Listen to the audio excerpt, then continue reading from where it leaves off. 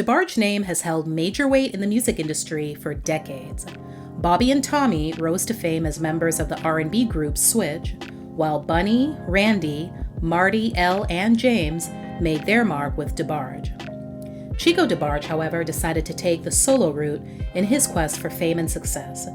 But the very same demons that his older siblings struggled with popped up in his life as well, and threatened to not only ruin his career, but also his entire life.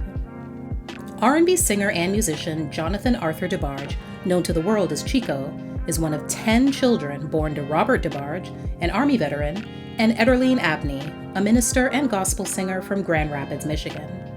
He's the younger brother of the Motown family act, DeBarge. The family home was full of church and music while the siblings were growing up, of course, largely influenced by their mother.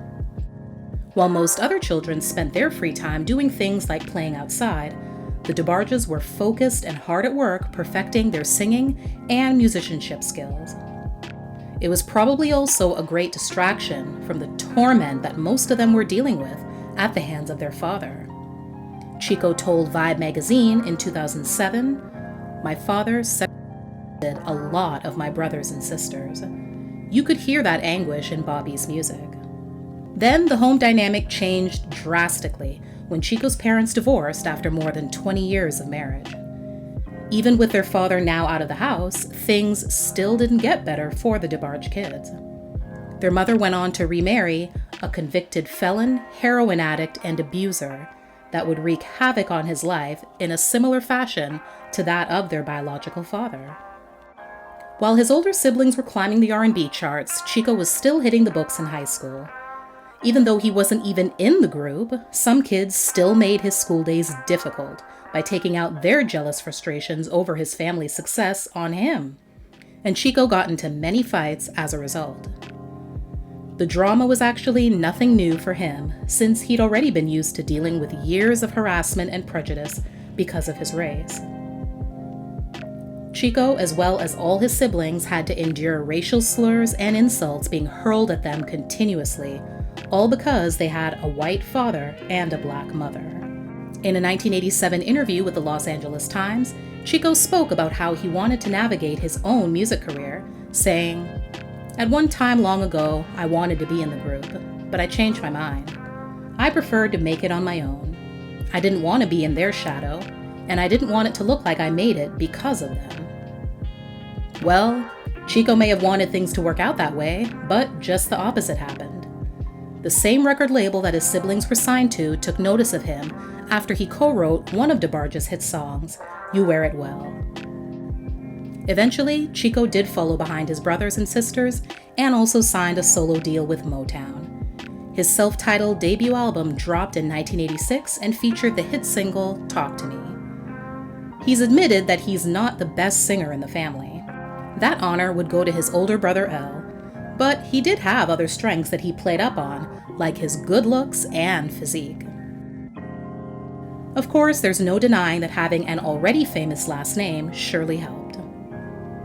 2 years later, he released his second album, Kiss Serious, that included the hit single, "Rainy Night." Things, however, would come to a grinding halt when Chico was arrested at Detroit Metropolitan Airport after a routine screening revealed a kilo of cocaine in his luggage.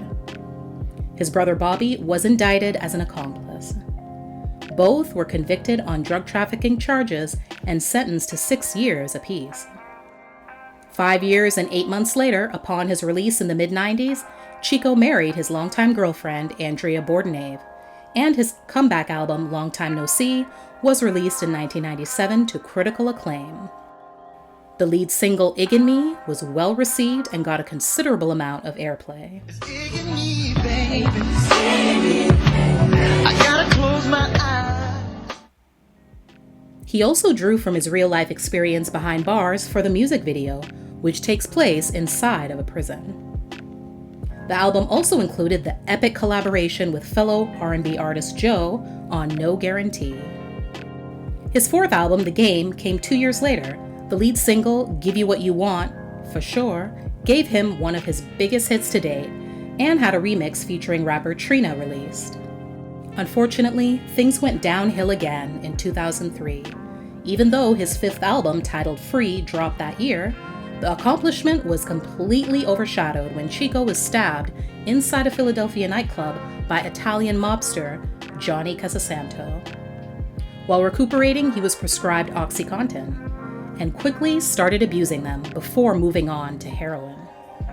The pills not only helped him deal with the physical pain from the attack, but also years of mental and emotional pain built up from past trauma. Not all the personal issues Chico experienced in his life were drug-related. In 2005, he separated from his wife, with whom he had 4 children. He has 5 in total. His eldest is from a previous relationship in his teens.